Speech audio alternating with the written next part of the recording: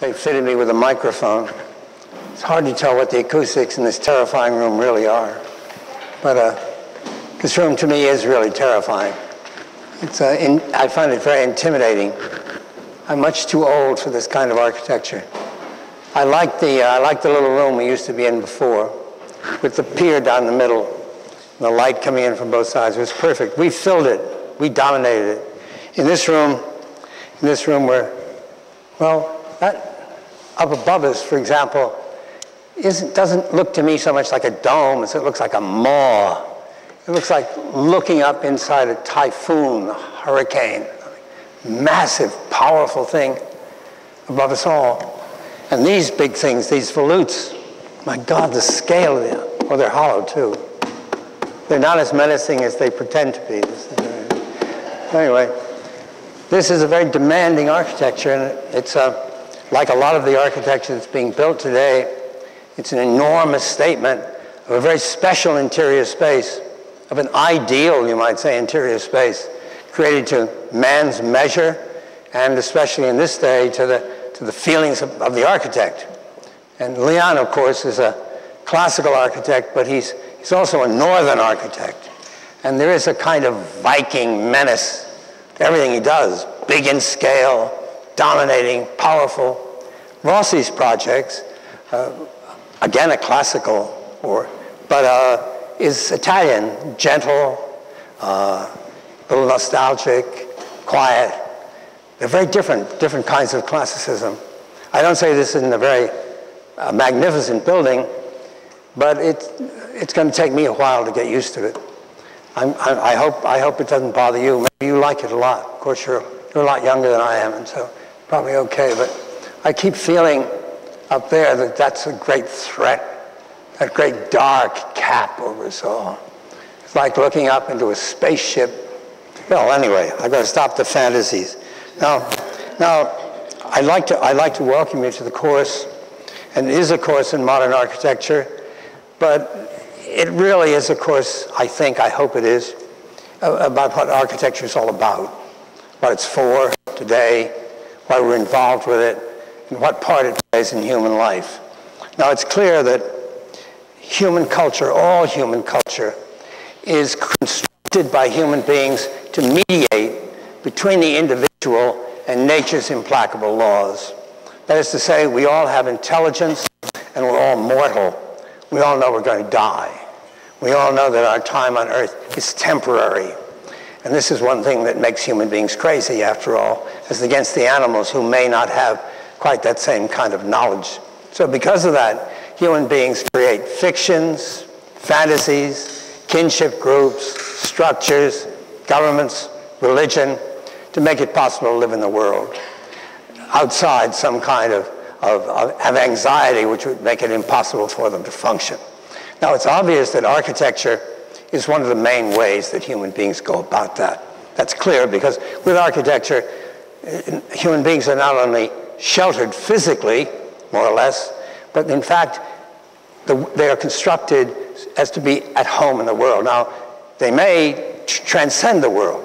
The Romans were very good at that.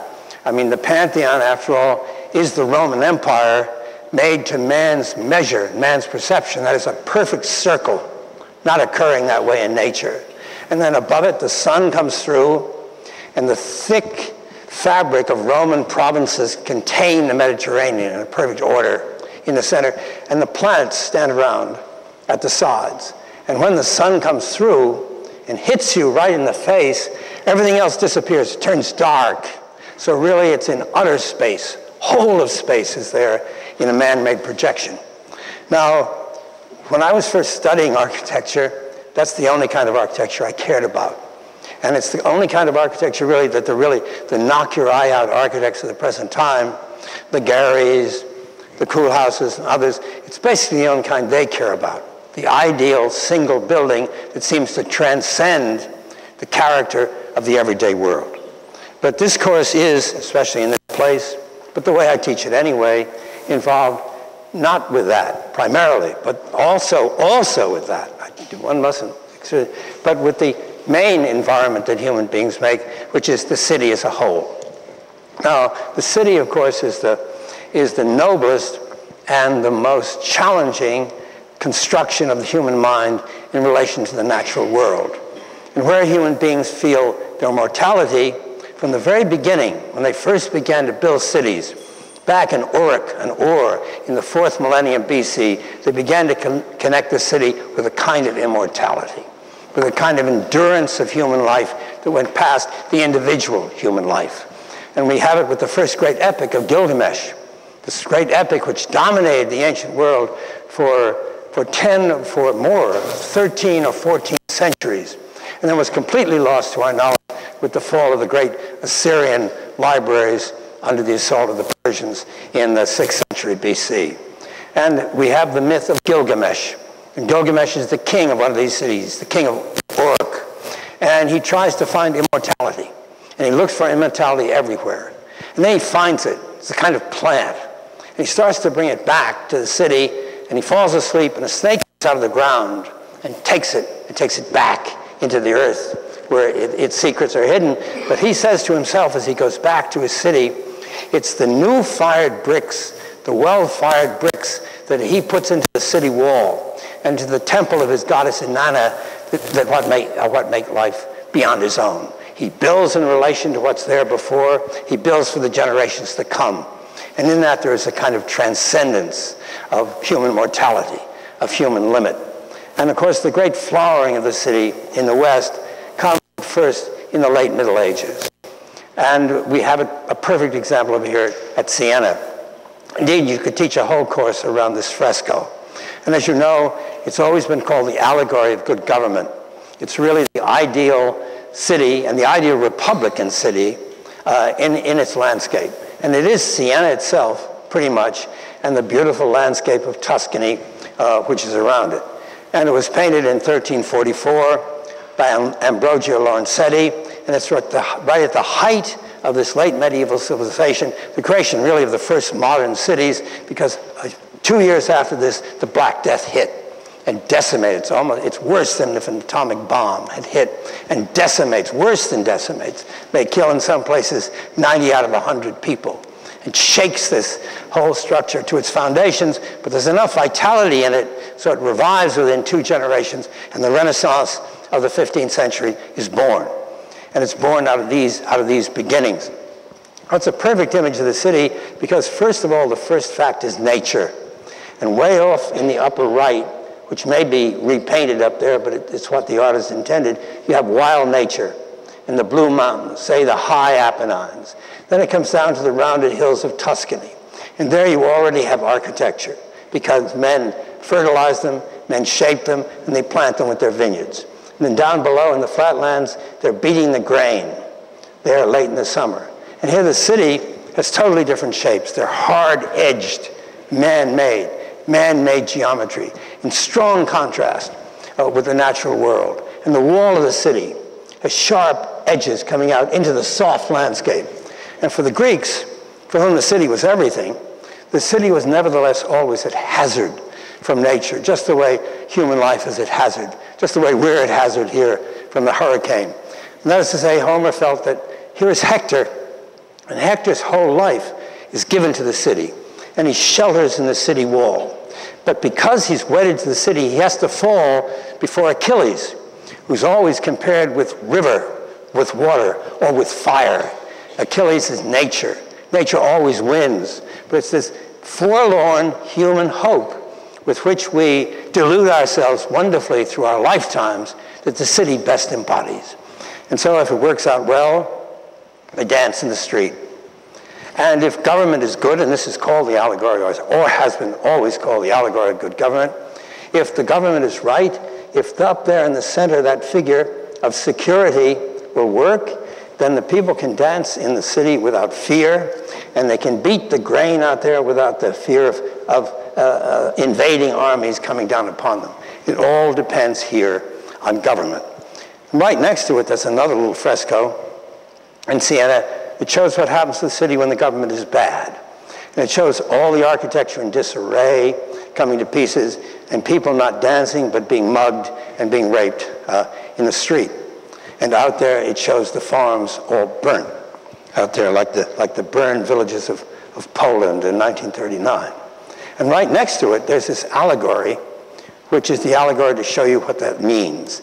And it shows you that in the center is the city, the commune. And he holds there a golden cord, which comes down across the front and is held by all the citizens of the town. And every one of them is in his special particular dress of his guild or of his class or of his business.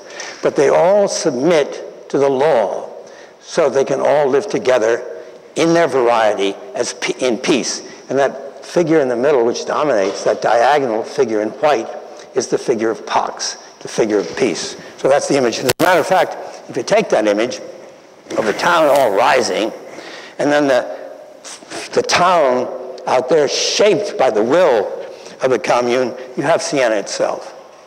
It's exactly what you have. This painting is right here in the Piano Nobile of the palace. And when the palace acts like this, there's the gesture, the human action. And then here's the space for human action. And by law, no balconies or any projections are permitted here. So it seems to be pushed tautly back. That's just the way Duccio in Siena paints thin surfaces, brick red and white trim, pushed back, so it's as if the will of the people shaped the space. And you can see what architecture is. It's the creation of a space by the government's will, by the will of all the people, for human action.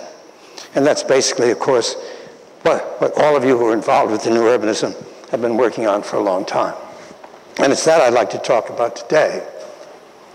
I'd like to talk about New Haven, Connecticut first, for two reasons. It was started in 1638 on a plan, a very ordered plan, 9 perfect squares, the whole town a perfect square. Within the center, the central of those squares was the green, always left open, and through all these centuries since that time, protected from the intrusions of privacy, of private enterprise. Always the government place, the religious place, the center of the town. Now, I'm going to talk about, though, over and over as it impinges on the creation of the new urbanism. Now, there are a lot of you here who know a lot more about the new urbanism right now than I do because you're making it. So I speak to you with great humility and so on. But what I'm talking about is the very beginnings of it, before we ever imagined it, when we're all absolutely marinated in modern architecture. We had no idea that a city could be planned according to the traditional values of town making. We didn't know that traditional buildings, vernacular traditions could be embodied and could make a town. We didn't know it at all. And indeed, there are a lot of modern architects still who don't know it, or who hate it, who react against it because it seems to attack their image of specialness and of liberating the individual from the community. That's been a big part of the modern movement from the very beginning. To be free, each one to be free. That's what they chant about, they talk about. And yet the city can't be made that way. Now I also say this because it's here that the new urbanism got its beginning. And in large part about what had happened in New Haven in redevelopment in the 1960s, from which we were just recovering and where we were trying to learn what we should have done differently, how we could stop it the next time, how in fact you could make a city that wouldn't go to pieces that way. And that's when Liz and Andres came as graduate students to the Yale School of Architecture in 1971. Coming from Princeton, where, as Andres said, they only looked at buildings that had been designed by architect, but they came to Yale, and because we knew what could happen to a city, we were talking about all the buildings of the city as part of the structure as a whole. Now, while I do that, I'd like to emphasize again that that's not all there is, of course, to the architecture of the modern day. And indeed, the profession, and all of you know it perfectly well, and some of you may suffer from it, and some of you may have suffered from it already. The profession is split right down the middle. And most of the schools, the academies, and the architects one reads about who get published most in papers don't like that at all. Say somebody like Frank Gehry, whom I take as an outstanding example of the architect who wants to knock your eye out in every building, who wants to invent a new form each time, who refuses to work in relation to a code. One reason for that, he was apparently savaged by Leon and Andres at his symposium some years ago. He's never gotten over it. One never forgets those things, he goes on, through the rest of life. But whatever the case, the point I'd like to make is, in my opinion, and I don't say this to be typical American goody-goody, or everything is okay, but I think there's absolutely room for both, because there is no reason whatever that a building like Gary's couldn't fit into a proper new urbanist community.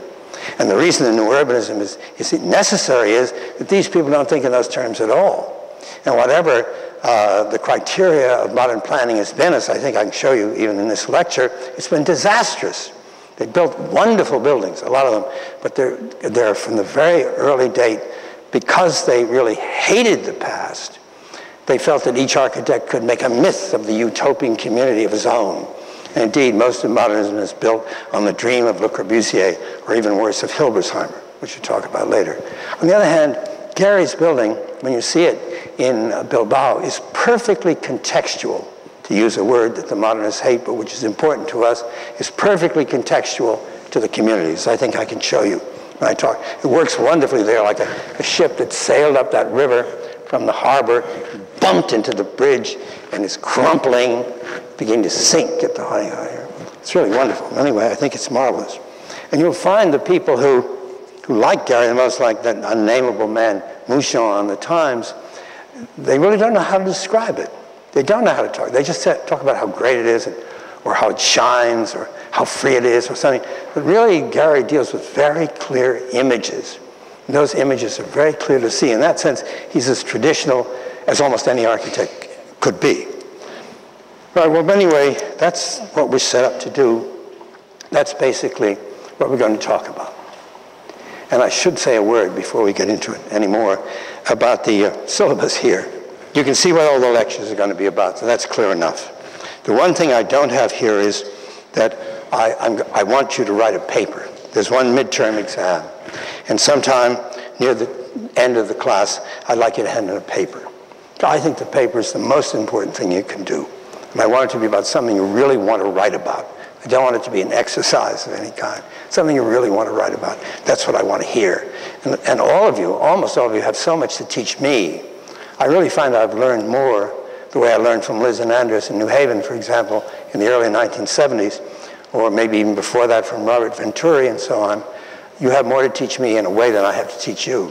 Poor old Philip Johnson, who everybody attacks and traduces today, always believed in the young, because he believed simply because they were young, and because the only reality in life is change, which I think is true, that they're probably wiser than we. I don't necessarily accept that, but nevertheless, there's something to be said.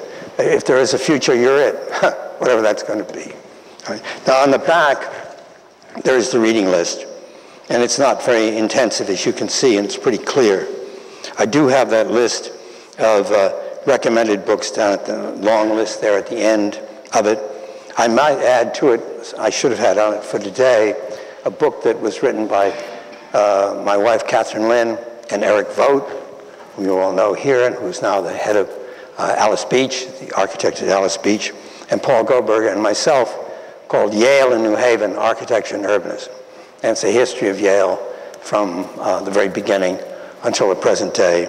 And a lot of the things I talk about here are in that book, and we have it in the library.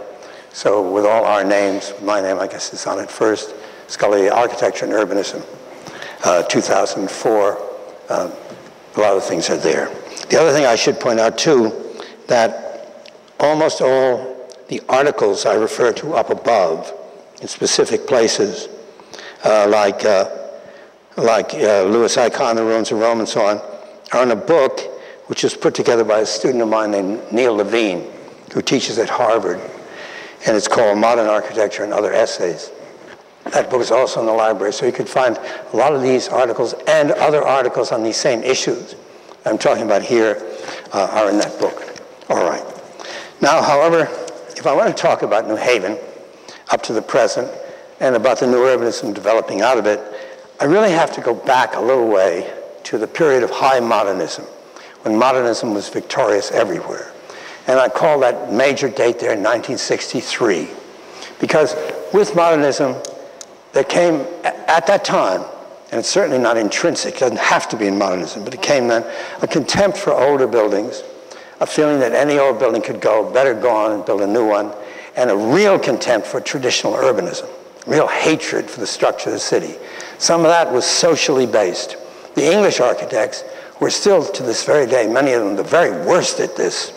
I know people who are students of mine, like Foster and Rogers and so on, are half mad with hate at at Prince Charles and what he's doing and so on. A lot of that is really political with them. They really are socialists. They really are left-wing. They really believe that the old architecture carries all the imposition of power of the old world, the old day. Now, that may be partly true in Europe, but it's never been true here. Modern architecture has never been a carrier of left-wing politics. And not if you take houses by Charlie Guathmy or something, they're all modern architecture.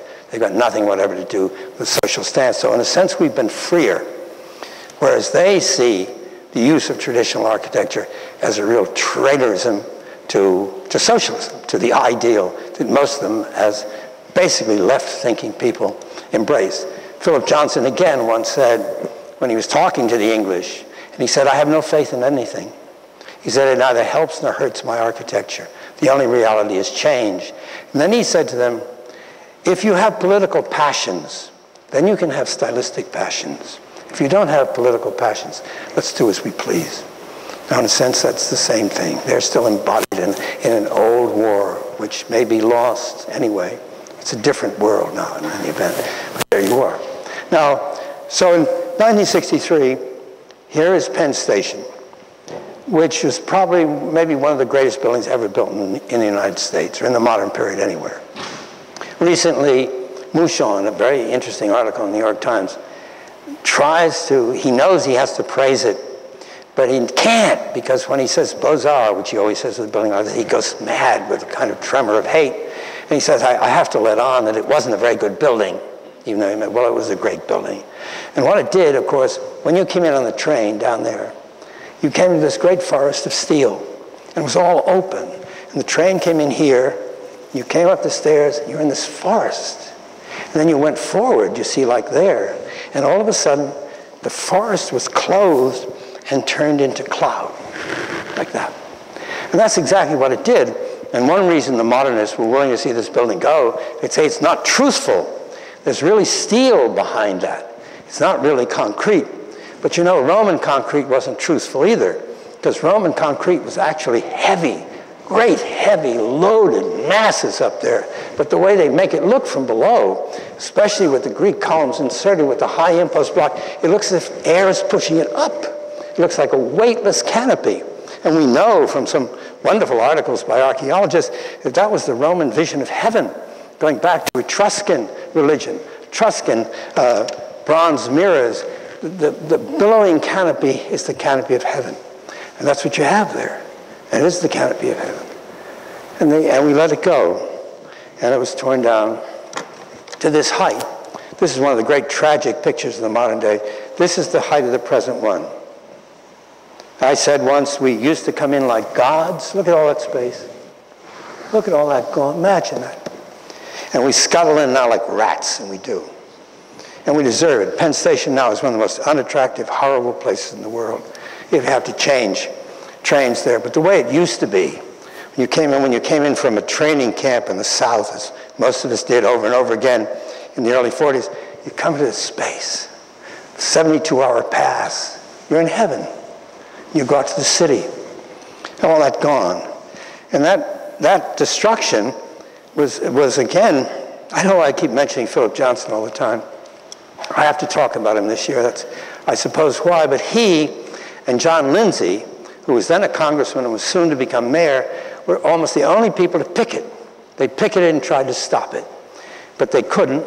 But John Lindsay immediately became mayor, and he put in the great New York Preservation Law, which made this impossible to happen. And then at the same time, too, just about the same year, the federal government put in the National Register for Historic Places. Great name, because that's what architecture makes. It makes places, not primarily buildings, places, whether in buildings or around buildings. It's places that architecture makes, spaces. So that National Register of Historic Places was set up in the way this great martyr was avenged, in a sense. But it's too bad now, because the great proposal that Childs made for across the street in the post office to turn that into Penn Station with a great soaring glass roof, a little bit like this, really, may come to nothing now. Developers got it. Doesn't look if it's going to happen. It's really too bad. Now, the other thing about 1960s was that they weren't only destroying individual buildings, they were destroying whole communities. And they were destroying it according to the passion of the time for the free passage of the automobile, beyond all other values. And that, of course, is Robert Moses in New York. And Robert Caro, who wrote a devastating biography of Moses, points out how in the Cross Bronx Expressway, look at this town right here.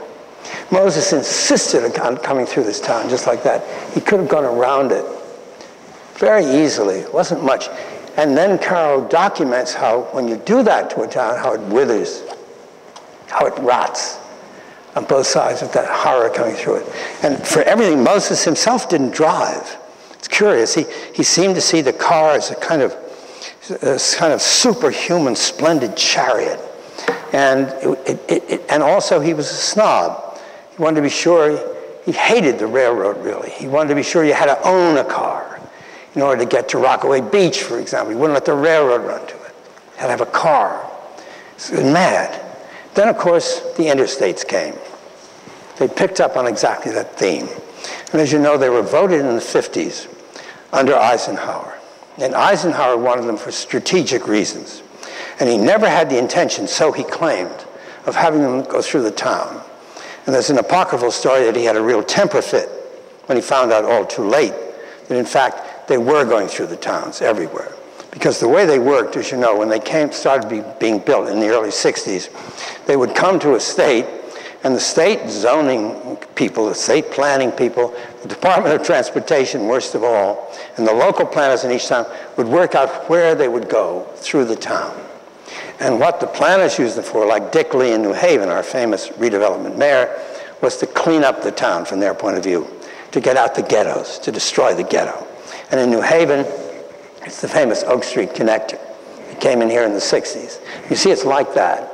And it destroyed a whole neighborhood here, which the mayor said was all cat houses and gin mills, but was in fact an integrated neighborhood of blacks, even a lot of white Russians, for example, Poles and others were here, Jews, lots of them, were here in a low-class neighborhood of the kind that Gans wrote a wonderful book about at this time in 1961, I think the same year as Jane Jacobs' Death and Life of Great American Cities, called The Urban Villages, about an Italian, a low-income neighborhood in Boston that was a real neighborhood, but the planners, the middle-class planners, the DOTs, couldn't see it. They couldn't see there was a neighborhood. They thought it was a slum, so they destroyed it, too, there. And it's a wonderful book by Herbert Gans called The Urban Villages. It's one of the first blows struck at this kind of planning. You should all read it, as you should all, of course, read Jane Jacobs in the same year, in 1961. Anyway, that's what we got coming in here. And at this time, I, as an art historian, was really interested only in Greek temples. And on Sundays, I'd get my bike. Close the door, please. Thank you. I'd get my bike and I'd ride out. And I remember the first time I came upon this thing. I didn't even know it was over there, where it was. All of a sudden, there was this great highway through there. I didn't know, it looked like a moon landscape. It wasn't yet open for traffic. And I biked down it. And of course, as soon as it was, and everybody got along perfectly well without it. That's the whole point of what I mean. As soon as it was open, it was packed. And that, of course, is where the congestion always comes.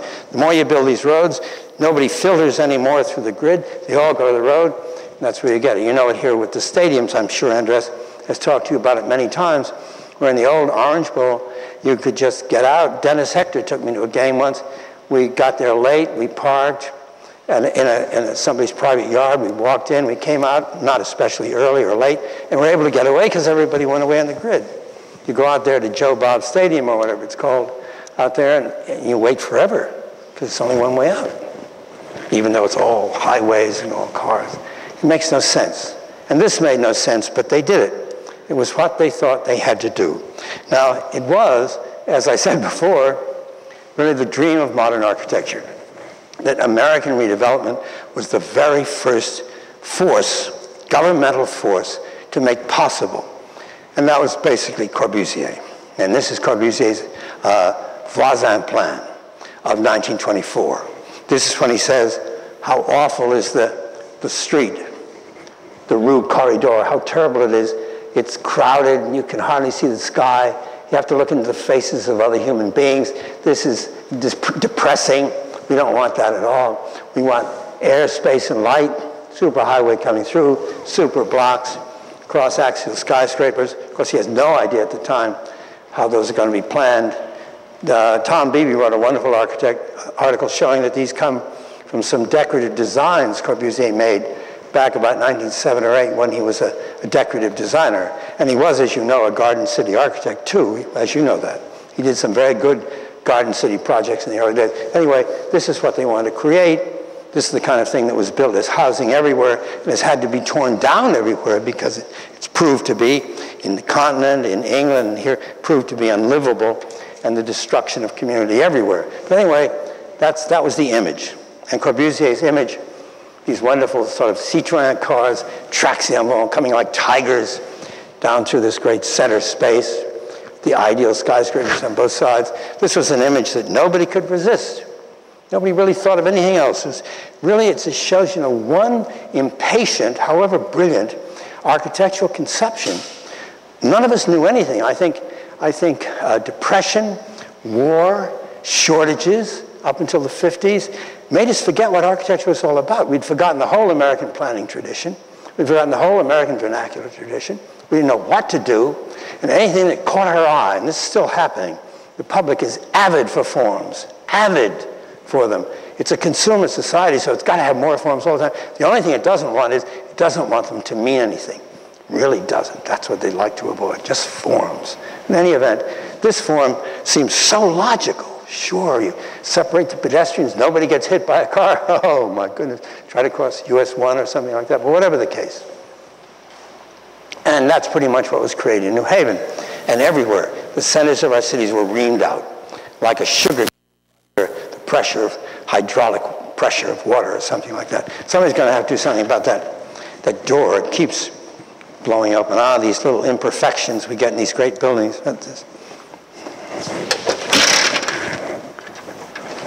I don't know how to make that stop, but we'll hope for the best.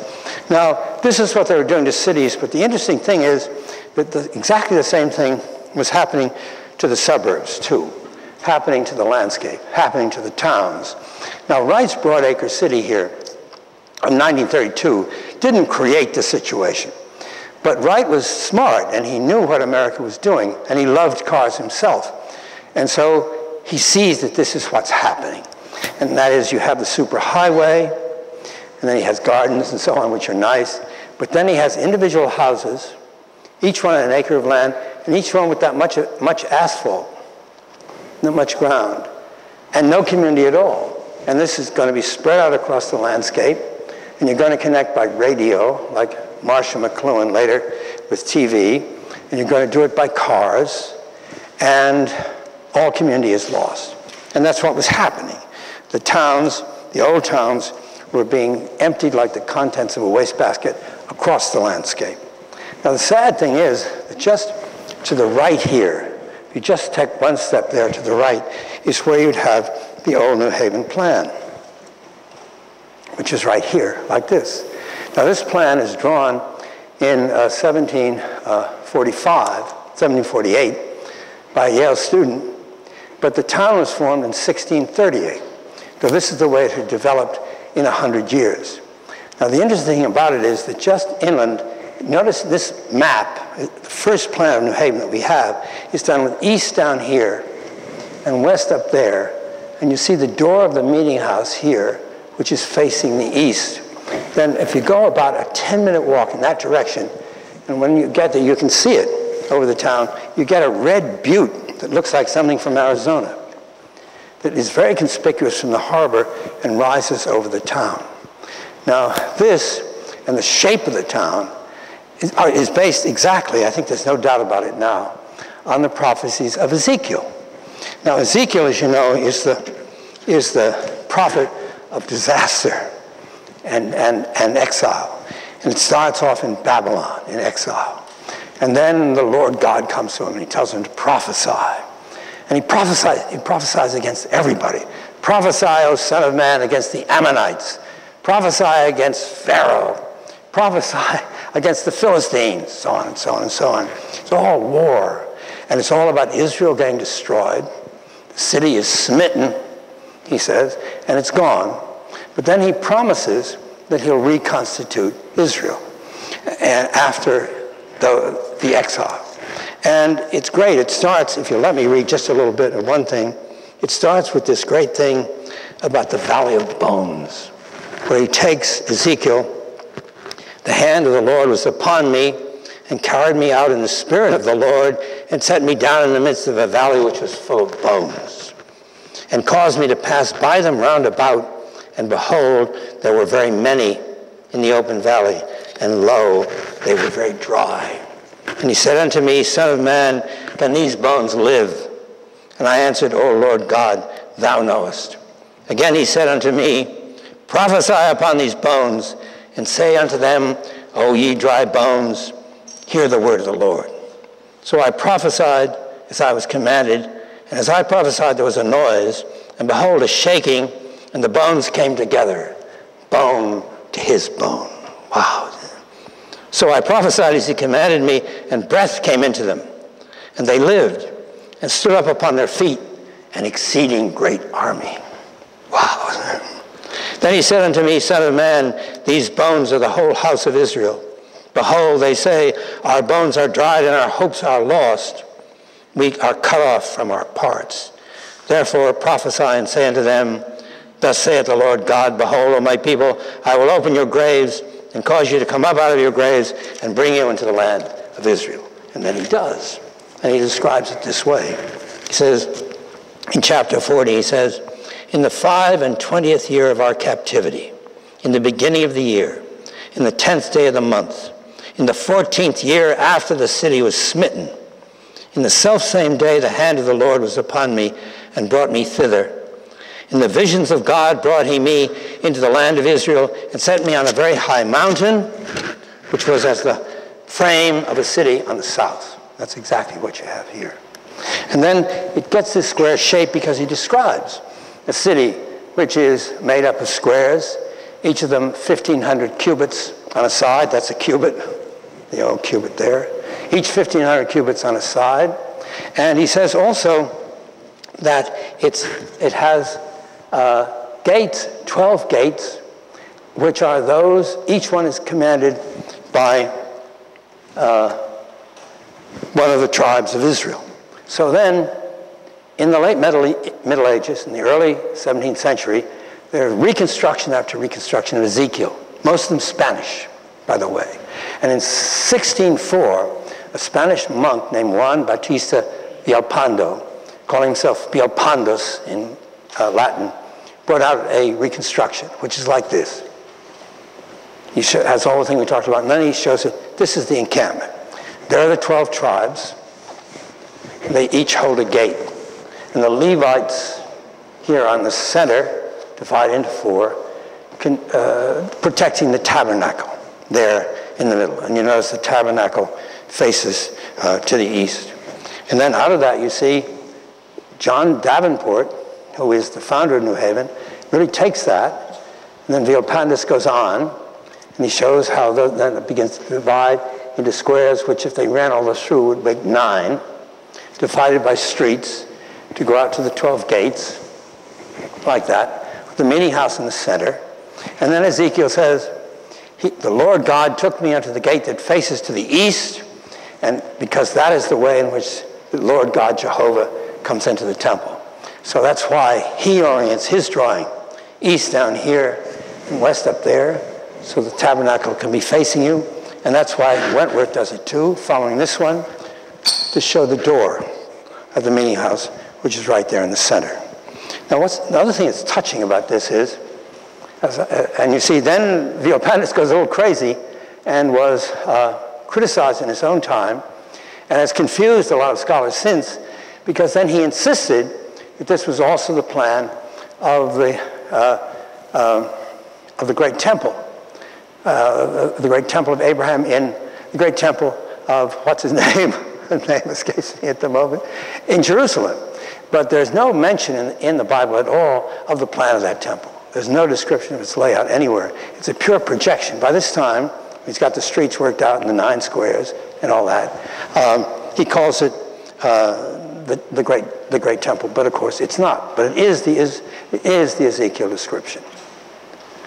And then it turns out that no other English colonies have this kind of plan, but almost all the great cities in Spanish America, in Latin America, have it.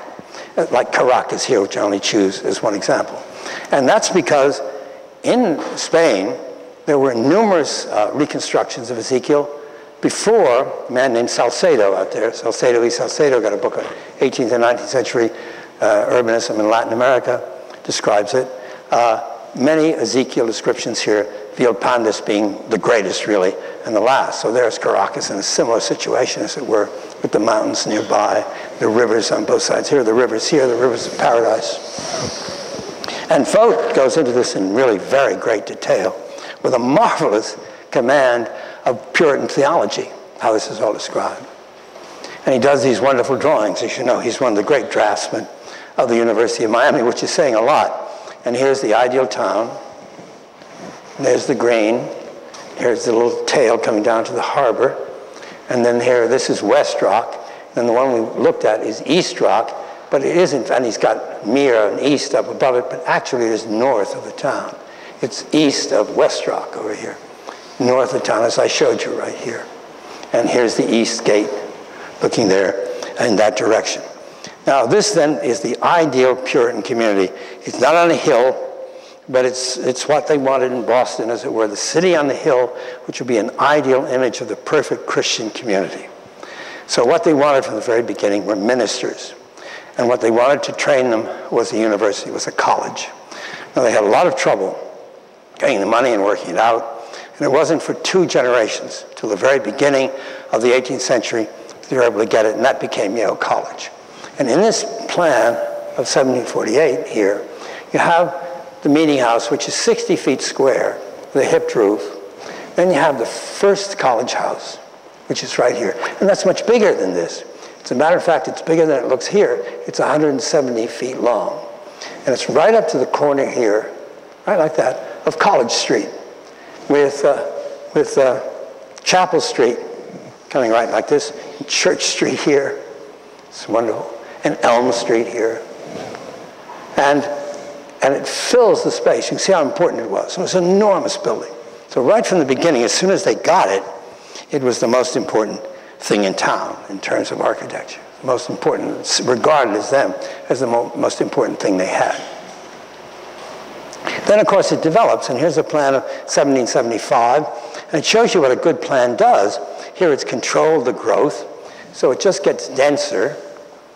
Each one of these is kind of frontal, and you enter on the long side the way you do here, this, and then they get crowded, and they fill in and they subdivide, but they still got the structure, and they still keep the green open in the middle.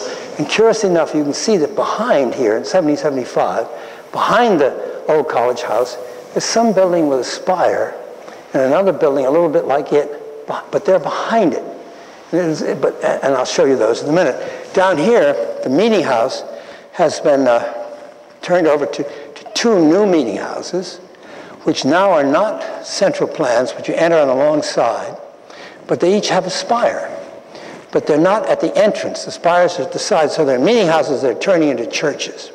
And then New Haven is sharing the rule of the colony with Hartford, so it has a colony house right here, a state house. It also has a little spire right here.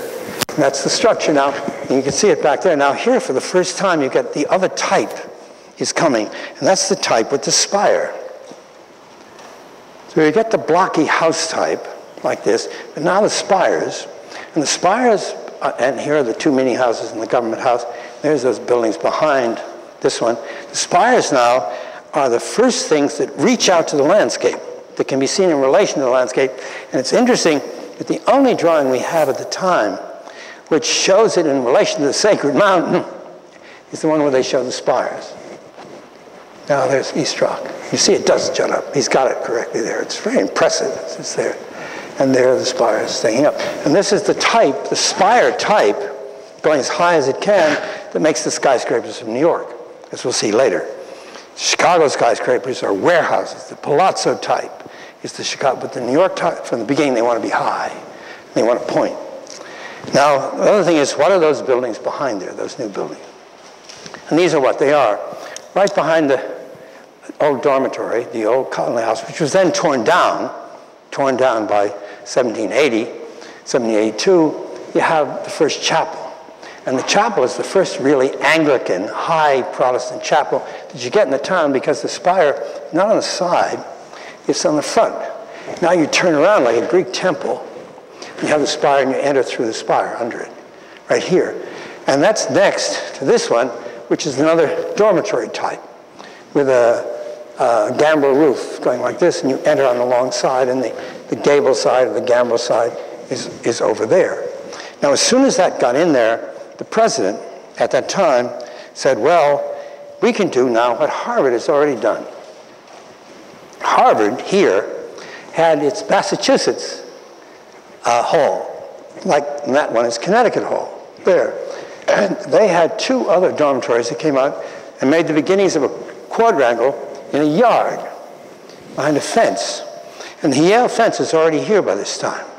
As soon as they take that big long building out and set these back, they see this as a yard, and they have the fence. So he said, we want to build a building like that one on the left in front of this, and another one over here, and it will block this. It will block this, but you'll have that thing. But then in 1791, a man named Colonel John Trumbull, who had been on Washington's staff in the Revolution, here's a really water-stained map, as you can see here, plan, and had become a painter. And he did all the great paintings of the victories of the Revolution, very moving series of paintings, most of which are at Yale. He gave them to Yale. I'll show you the first gallery that he built. He said, no, we can do better than that. And here's the chapel. There's Connecticut Hall. We'll put another Connecticut Hall type here. We'll put another chapel type. It can't be the chapel, but we'll have it the same way, frontally like this. And another one here, and we'll have a brick row. And we'll have the fence here, and we'll plant. And this is, this is the first architectural planting I know in New Haven. They're the great elms. Now, they were planted in collusion with Trumbull by a citizen of the town named James Hillhouse. And Hillhouse was the treasurer of Yale for a long time.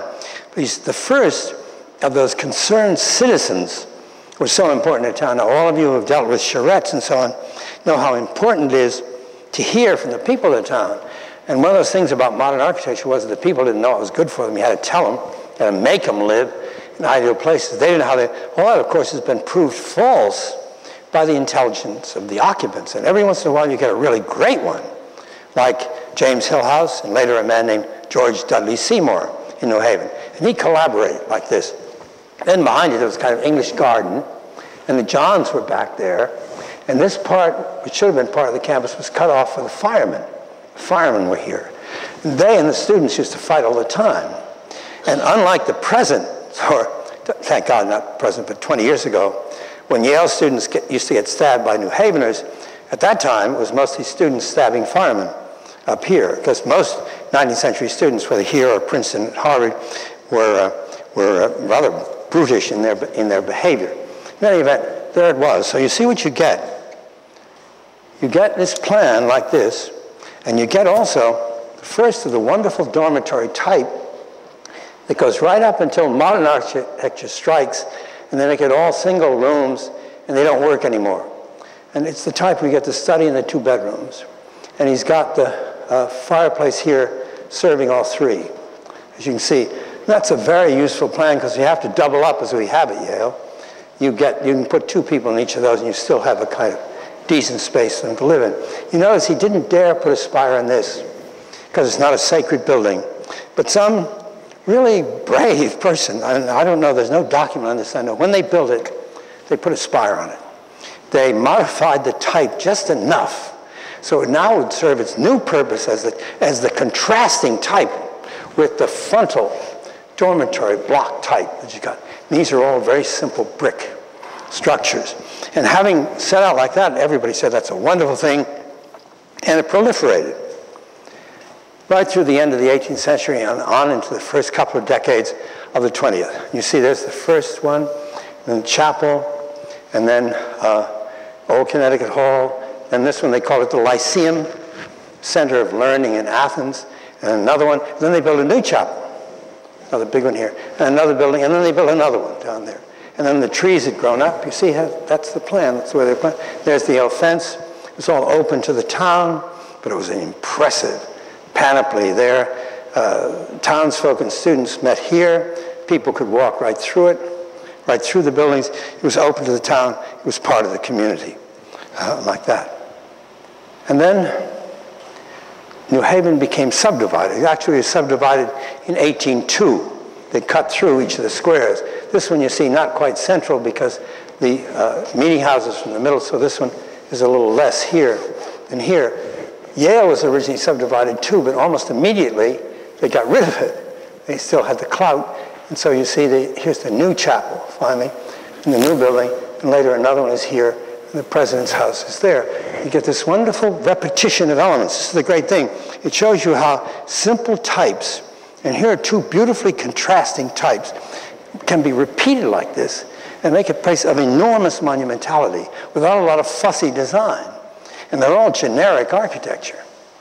Those buildings are just, the thing is, they look like the factories that are going to be built in New Haven in the 19th century. They're just simple brick walls, thin. You can almost feel the wooden frame inside. You can see it in these rather suicidal pictures the students used to take. It's really wonderful. You feel how architecture here is a shell of space.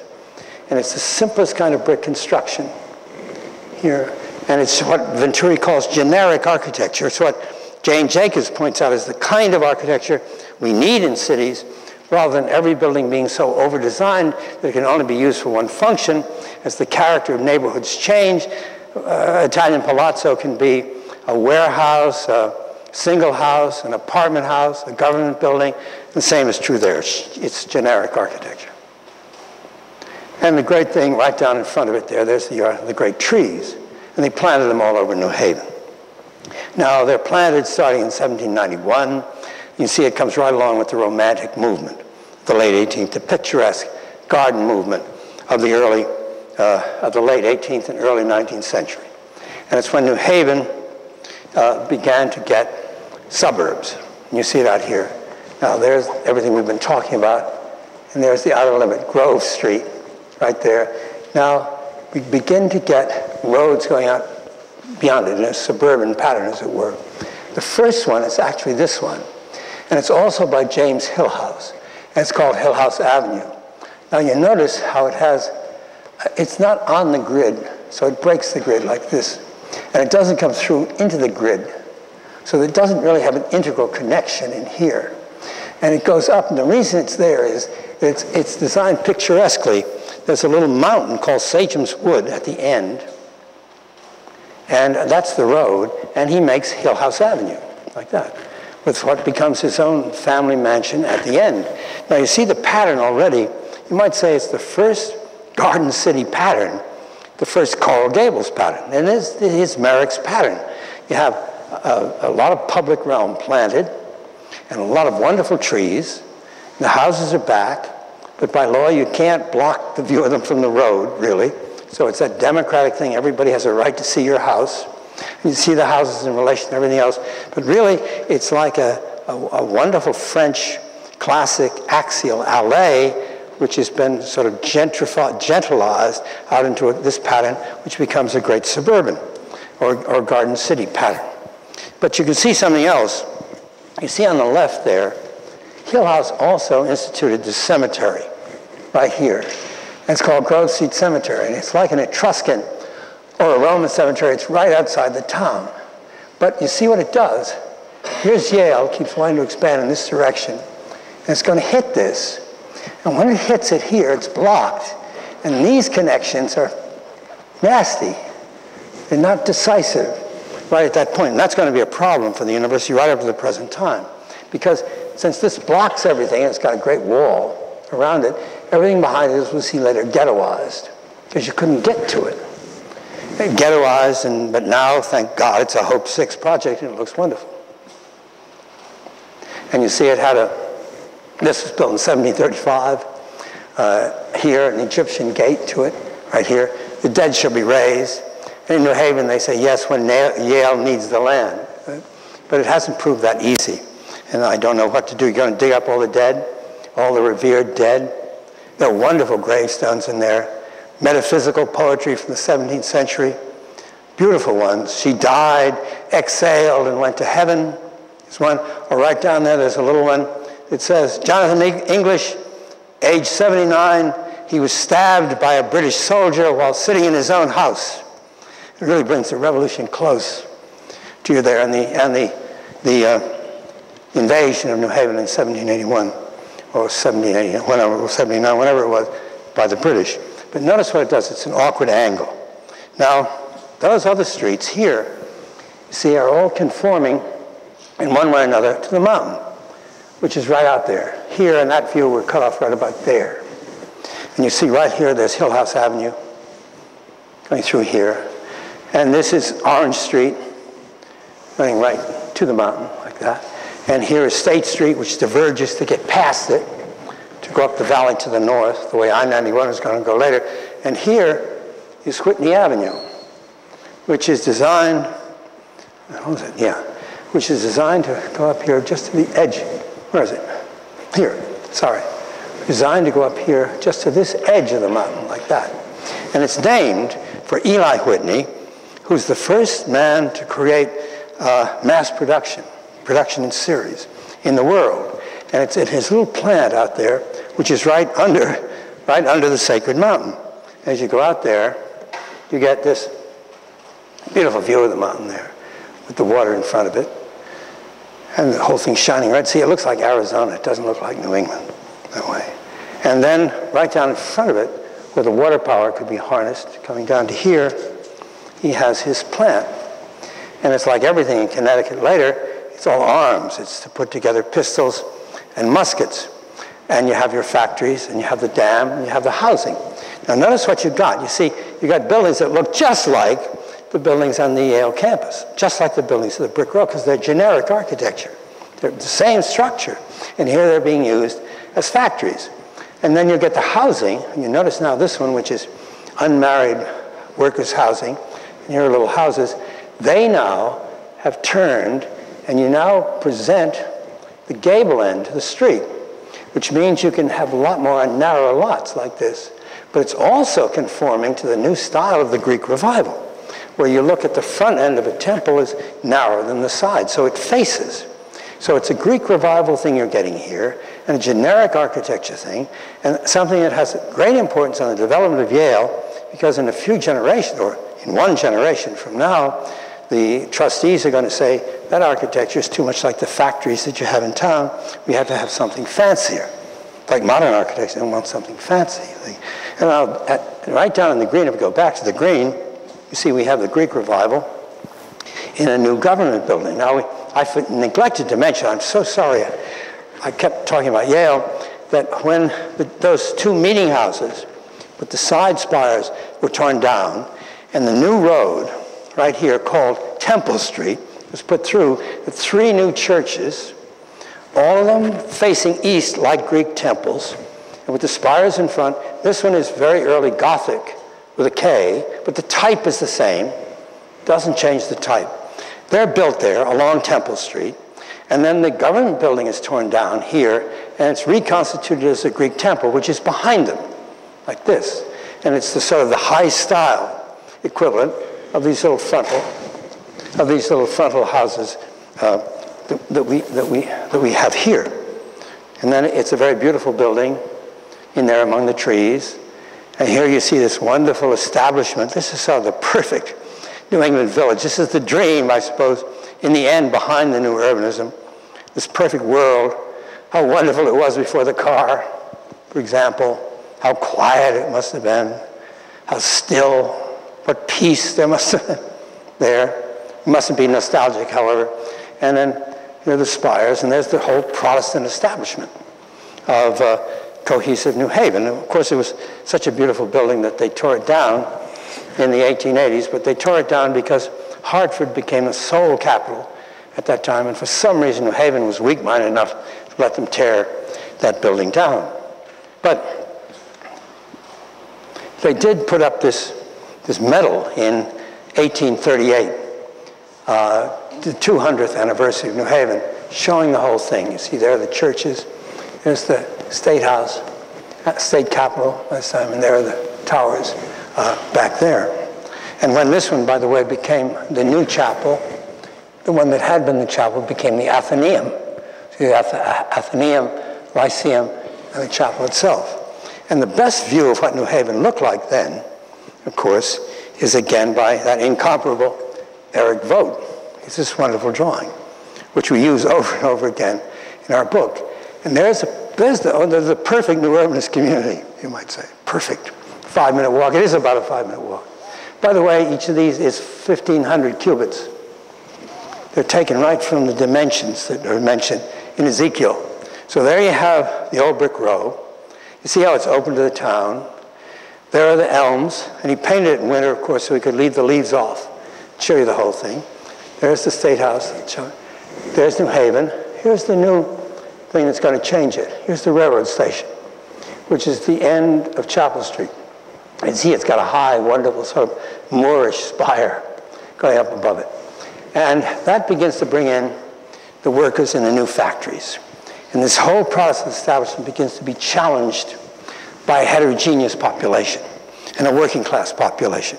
First, the Irish, the wild Irish, my ancestors, when they came to New Haven. And there they come in, and they want something of their own. Now, here's old Yale, and here's all Protestant, and here's all the old world. And I want to show how wonderful